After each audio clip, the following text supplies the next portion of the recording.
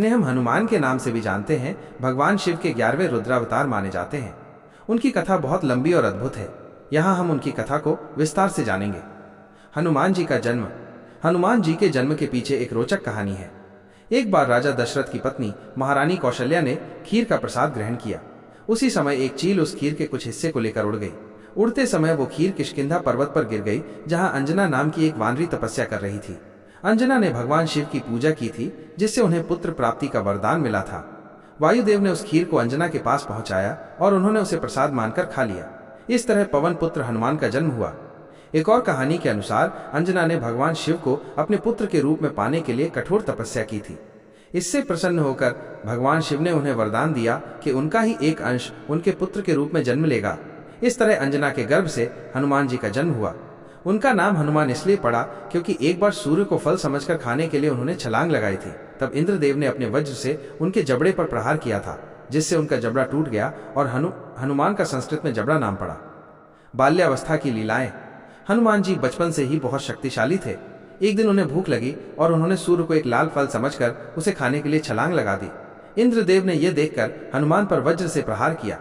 इससे हनुमान मूर्छित हो गए। उनके पिता पवन देव ये देखकर बहुत क्रोधित हुए और उन्होंने अपनी वायु रोक दी। इस कारण पूरी सृष्टि में हाहाकार मच गया। तब ब्रह्मा जी और सभी देवताओं ने पवन देव को शांत किया और हनुमान जी को कई वरदान दिए। ब्रह्मा जी ने उन्हें लंबी आयु और किसी भी अस्त्र से न मरने का वरदान दिया। इंद्रदेव ने उन्हें वरदान दिया कि उनका शरीर वज्र से भी कठोर होगा। सूर्यदेव ने उन्हें ज्ञान और बुद्धि का वरदान दिया। इस तरह बचपन से ही हनुमान जी को देवताओं का आशीर्वाद मिला। सुग्रीव और श्री राम से मिलाप। जब भगवान राम अपनी पत्नी सीता की खोज में वन में भटक रहे थे, तब उनकी मुलाकात हनुमान जी से हुई। हनुमान जी ने उन्हें सुग्रीव से मिलाया। सुग्रीव उस समय अपने भाई बाली से भयभीत होकर ऋषमुख पर्वत पर रहते थे। हनुमान जी ने श्री राम और सुग्रीव के बीच मित्रता करवाई, जिससे सुग्रीव को बाली का वध करने में सहायता मिली। श्री राम ने बाली को मारकर सुग्रीव को किष्किंधा का राजा बना दिया। इस तरह हनुमान जी श्री राम के सबसे प्रिय और विश्वास पात्र सेवक बन गए। माता सीता की खोज। जब रावण माता सीता का हरण करके उन्हें लंका ले गया, तब श्री राम ने उन्हें ढूंढने का कार्य हनुमान जी को सौंपा। हनुमान जी ने समुद्र पार करके लंका जाने का निश्चय किया। रास्ते में उन्हें सुरसा, राक्षसी और सिंहिका जैसी कई बाधाओं का सामना करना पड़ा, लेकिन अपनी बुद्धि और बल के कारण वे सभी बाधाओं को पार करके लंका पहुंचे।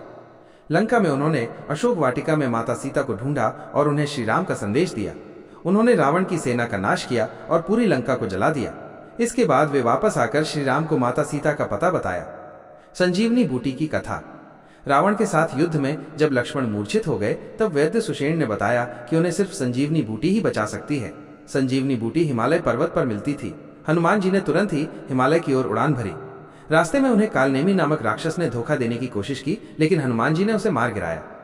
जब वे हिमालय पहुंचे तो उन्हें संजीवनी बूटी की पहचान नहीं हो सकी, इसलिए उन्होंने पूरा पर्वत ही उठा लिया और उसे लेकर लंका की ओर उड़ चले। समय पर पर्वत को लाने के कारण लक्ष्मण की जान बच गई और उन्हें होश आ गया। श्री राम के प्रति भक्ति। हनुमान जी की सबसे बड़ी पहचान उनकी श्री राम के प्रति अटूट भक्ति है। जब श्री राम अयोध्या वापस लौटे और उनका राज्याभिषेक हुआ, तब उन्होंने हनुमान जी को गले से लगाकर उनके प्रति अपना प्रेम और आभार व्यक्त किया। हनुमान जी ने अपने सीने को फाड़ कर दिखाया कि उनके हृदय में सिर्फ श्री राम और माता सीता ही बसते हैं। हनुमान जी को चिरंजीवी अमर माना जाता है। आज भी उन्हें धरती पर भगवान राम के सेवक के रूप में पूजा जाता है। उनकी वीरता, भक्ति और बल की कथाएं हमेशा हमें प्रेरणा देती हैं।